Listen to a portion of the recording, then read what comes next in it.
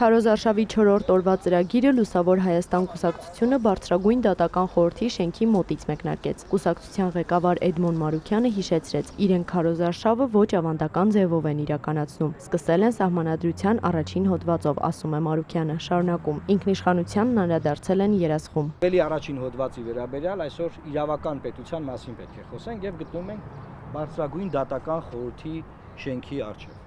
Այս մարմինը Հայաստանի դատական իշխանության ամենաբարձր եւ ամենաանկախ մարմինը պետք է լինի։ Բայց մենք ինչ ունենք։ Վերջին 8 տարիների ընթացքում բոլոր խոստացված բարեփոխումները ձախողվել են եւ այս մարմնի ներկայացուցիչները մասնակցում են վարչապետի ներկայությամբ ինչ-որ ժողովների։ Սա մեկ։ Մյուսը նաեւ որ վերջին 8 տարիների ընթացքում մենք կարող ենք արձանագրել, որ 5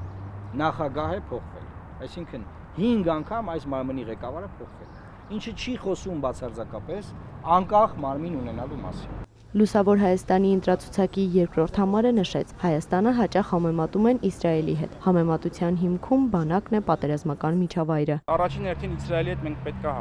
համեմատվենք կամ Իսրայելից պետք է ընդօրինակենք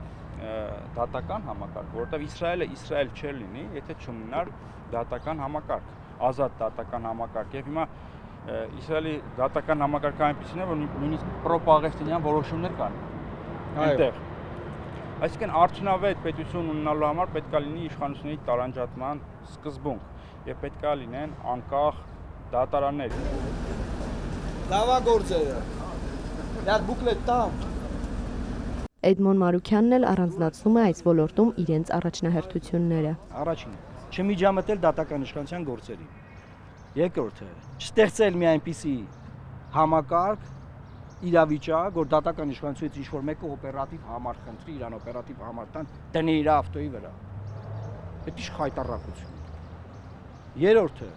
իրական ռեֆորմներ իրականացնել, որ եվրոպական չափանիշներ ներդրվեն, որ ունենանք իսկական դատարաններ։ Ըստ Մարուքյանի հունիսի 7-ի քվեարկությամբ ժողովուրդը կարող է ունենալ անկախ դատական համակարգ, որ ձեզ դատարանների բակերում չտանեն բերեն ամիսներով, վճիրներով ձեռքներիդ որևէ ձևով արդարադատության չհասնեք, որ ձեզ չլսեն ապուրինի,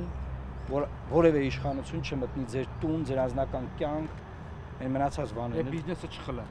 Կուսակցության առաջնորդը եզրափակեց իրենց հաջորդ հանդիպման վայրը եւ ուղերձը դարձյալ խորհրդանշական են լինելու։ Էմմա Վարդանյան, Դավիթ Մաճկալյան, լուրեր։